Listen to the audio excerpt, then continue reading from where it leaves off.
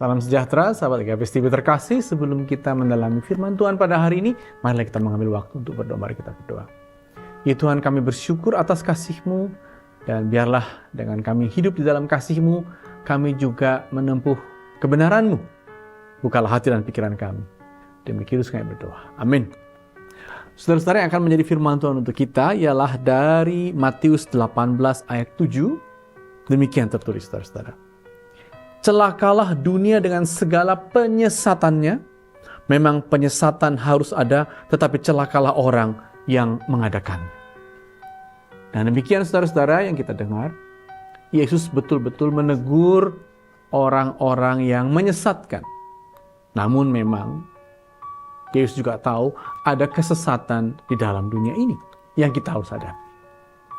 Pada ayat 6, sebelum ayat 7, ayat kita tadi, saudara-saudara, Yesus bahkan dengan keras mengatakan bahwa kalau penyesatan itu terjadi pada anak-anak, betul-betul celakalah katanya. Dan kalau begitu, ditaruhlah batu kilangan di leher penyesat itu, dan biarlah dia, Yesus memang agak berlebihan di sini, biarlah ia dilempar ke laut, karena kesesatan yang dibuatnya pada anak-anak. Tentu kita bertanya, mengapa demikian? Apakah itu kesesatan itu? Tentu saja dengan jelas kita tahu bahwa kesesatan itu bersifat sempit. Bukan hanya sempit, dia membelenggu. Dan pada anak-anak betul-betul mendukakan kalau terjadi pada anak-anak. Saudara-saudara, saya pernah melaporkan ke polisi seorang pemimpin agama yang melakukan penyesatan dengan cara sedemikian. Bahwa dialah yang harus menetapkan siapa jodoh jemaatnya. Dan kalau tidak taat jemaat itu, dia pukul saudara-saudara. Ini sungguh-sungguh kesesatan. Ini sungguh-sungguh apa yang kita bisa sebut sebagai abusive, religious abusive. Satu cara yang memakai agama untuk memperundung, untuk mencederai, untuk menguasai. Sebuah sikap abusive, dan itu memang mencelakakan. Dan Yesus ingin kita tahu bahwa ada kesesatan sedemikian. Dan ketika hal itu terjadi pada anak-anak, betapa itu berat sekali. Anak-anak itu akan murung, akan tidak berkembang. Padahal seperti kata Yesus, sambutlah kerajaan Allah seperti anak-anak dengan hati yang terbuka, pikiran yang ingin menjelajah, dan potensi yang harus dikembangkan. Kesesatan akan kelihatan dengan menutup pikiran, membatasi pencarian dan keleluasaan. Dan itu memang betul-betul bagi Yesus sungguh-sungguh harus kita cegah dalam hidup ini. Kalau begitu saudara-saudara, dengan banyaknya aliran-aliran tentu kita bertanya, apakah kriteria sehingga kita tahu, oh ini menyesatkan, ini baik. Ini ajaran sesat, tapi ini ajaran yang sehat. Bagaimana kita mengetahuinya?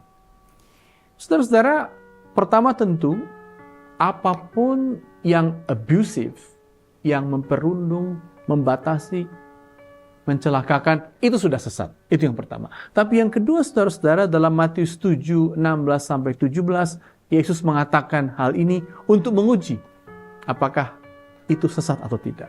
Yesus mengatakan demikian, lihatlah buah-buahnya.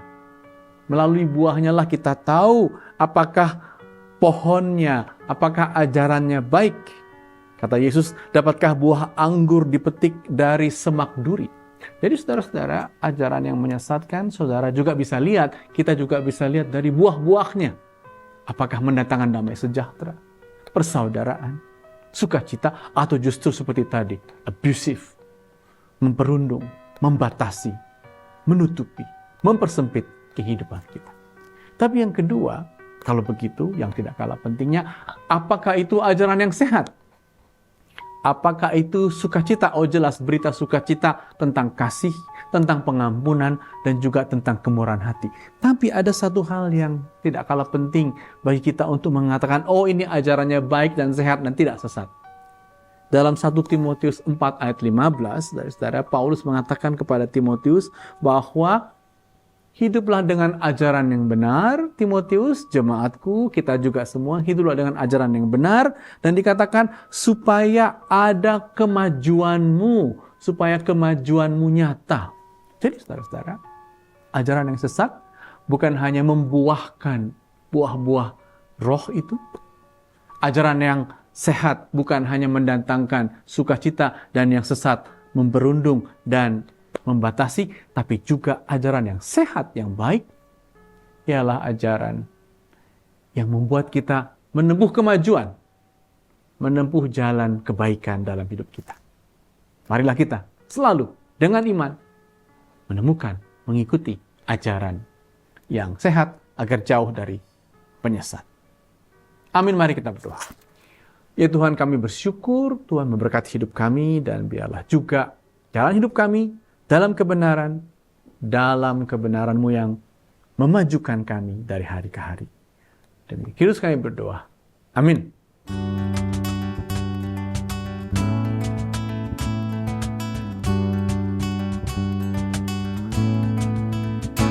Ku suka menuturkan cerita mulia, cerita Tuhan Yesus dan cinta kasih-Nya.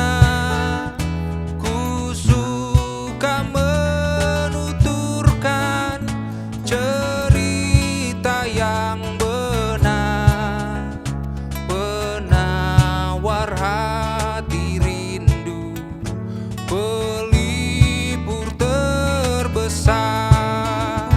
Ku suka menuturkan, ku suka memasyurkan cerita Tuhan Yesus dan cinta kasih-Nya.